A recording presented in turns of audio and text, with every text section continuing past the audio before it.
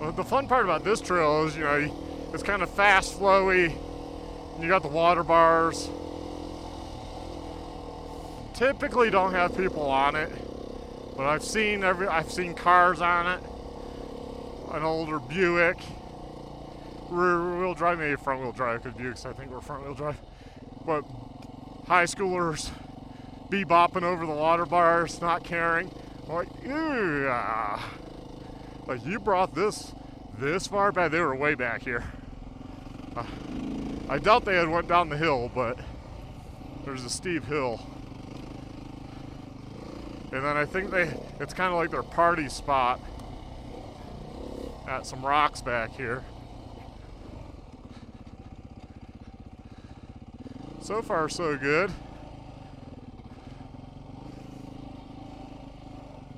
I'm sure this year, because everyone out and about, because they're home, have been down every single trail already that they can get down. It's fun coming back here when you still have like snow berms to bust through, which usually starts in this section.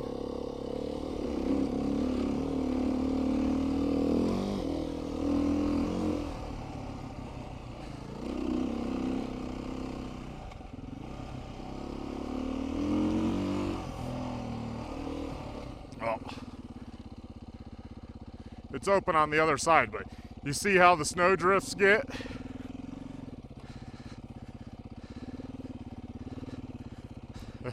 The main thing was looking to see if it was open on this side.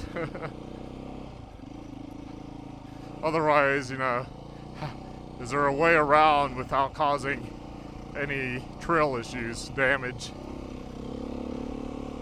Oh no, don't go around! You can do it in a manner like, you can come off a trail. Don't give it much gas, just ride normal. It's other than a light tire imprint, if that, especially if there's pine needles, no one's gonna know you were there. But there's a group of people that think like, oh no, when you go around, you have to like throttle, and those people, you're making a new trail around. Oh my God, Mark. Hey, it's all how you do it. Yes, I've actually seen those people that there's a log down in the trail. They go around the log, but they're doing it like full throttle. Like, what are you doing? You can just putz around. Why are you like gassing it as if because you're going off, you're somehow going to magically get stuck? Like, I don't understand. Just calmly go around. So there's, like everything in life, different ways to approach a situation. And there are people, I won't say a lot, there are people that think a throttle has two modes, on or off. And that's not the case. There's a lot of in between, fine movements with the throttle twisting to go fast or really fast or what have you. It's not an on or off operation. Same with the clutch. There's a lot of stuff in between. So I don't mind people that go around falling trees and stuff. Because I've been into rides where you're 50 miles in and you end up on single track. People are beating themselves up and just got through obstacles, and then there's a huge tree down, but most of those people, or maybe there's branches sticking out, and I mean, you'd be there all day like cutting branches and this and that to hop over. Most people aren't comfortable hopping over it, especially in the dual sport adventure arena. So those of us that can will go over. And even me, sometimes I'm just tired. I'll go around, like everyone else.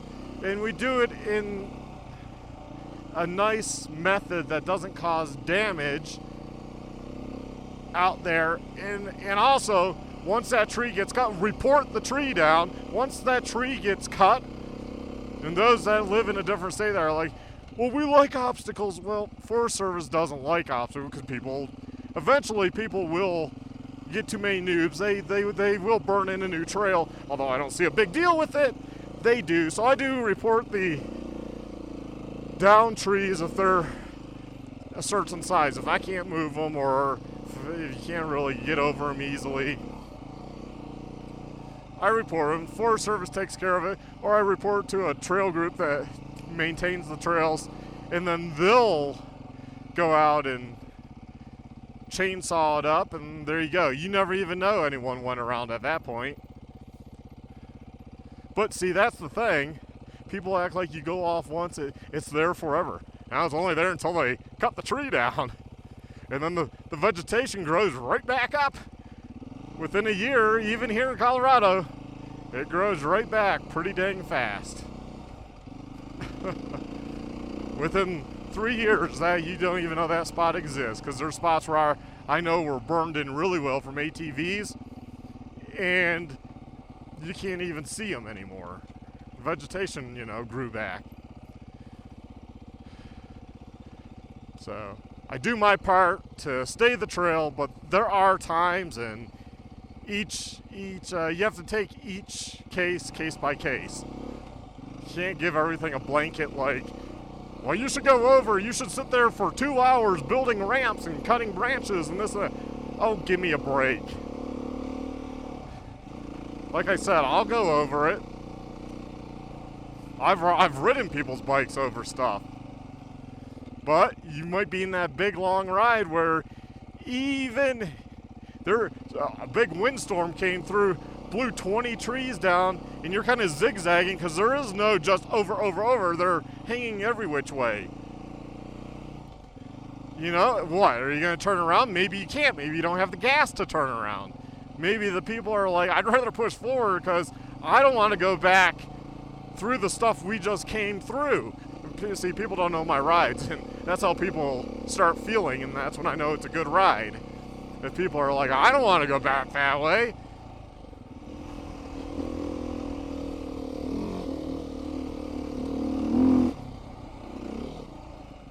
So what do you think of 318? It's kind of one of my favorites, especially once all the ice and snow is gone. Because, yeah, it's kind of like a high speed with whoops. Especially after you kind of run it a couple times. And no, there's no one set up booby traps or anything, or then it's really fun because you can kind of pick up the speed,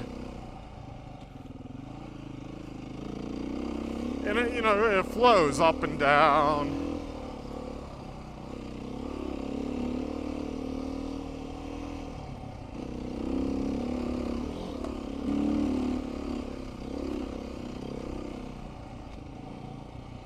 And then this single track over here, it goes back to town, but I've only been down it a little bit. I honestly don't know where. I know from satellite view where I think it pops out. I don't know if there's a fence or what there is at the bottom. Like, am I going to end up on top of a guy's house? But yeah, it technically goes back to Monument. And it's kind of like a power line road, so, or it seems like kind of an old road or trail for them to go through and, clear stuff, maintenance. So I don't feel bad about using it. I mean, like I said, I've only been down part way once. And then I turned around, XR650R, I was like, yeah, I don't want to continue. Oh my God, that was like 10 years ago. So, who knows? I have no idea. And if I ever come and I happen to see motorcycles come up or down, then I'd be more likely to try it. Or I guess I should try the bottom. Oh, guy hiking. Doing good?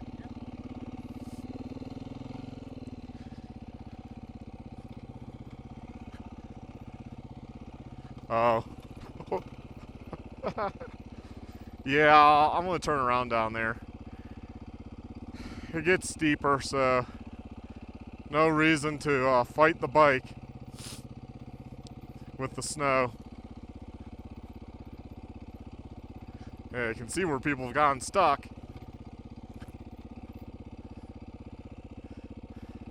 It must have been a while ago because this doesn't look too bad. Well, we'll continue, I guess.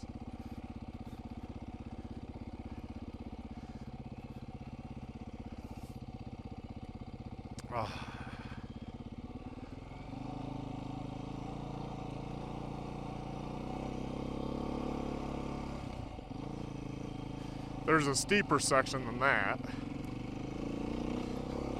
which will be on the north side, so yeah, I don't know. There are some go-arounds here if you really had to. It's not a crazy mountain. Now, once you go down this, it is. There's no go-around to come back. Nothing there. So I can come back up easy. Drop in. Whoa.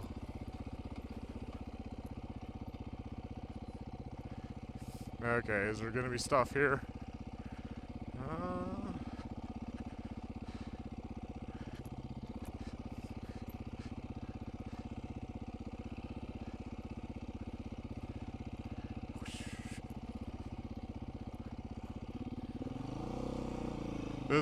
This is the hill. Oh, let's see. There's like 100 ways through, and it's not that snowy. It's a pretty steep hill. Just because of how that has turned into a ravine. Obviously, that's why people have gone around. Sometimes it's just nature that it's a natural course of things. It gets so deep that it's stupid to go through it. It really needs kind of plowed in. But anyways, you come up here, there is the old hang glider area, and I've showed you all that before.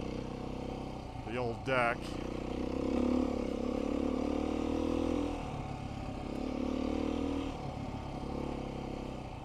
It was actually surprising there was a guy hiking this area. Right there, not going to be able to see. Can you see that? There's an old ramp deck. So do your hang glide, have it all, and run off and whoosh, head on out.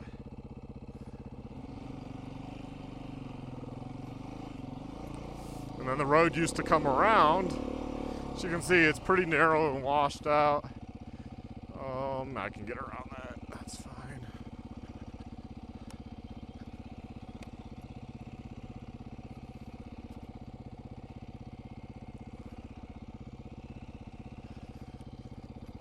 Probably should start heading back before it rains.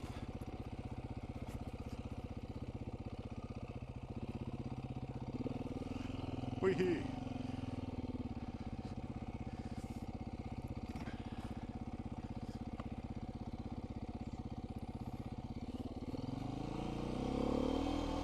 Oh, this hill's clear, clean. Stand up. Oh, hey, deer.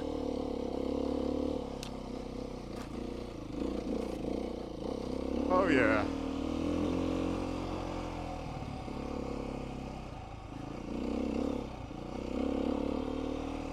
There's a camp spot there.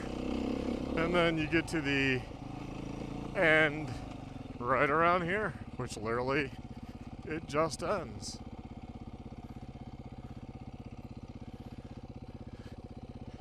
See our bike print on the ground. Not mine. I haven't been here this year.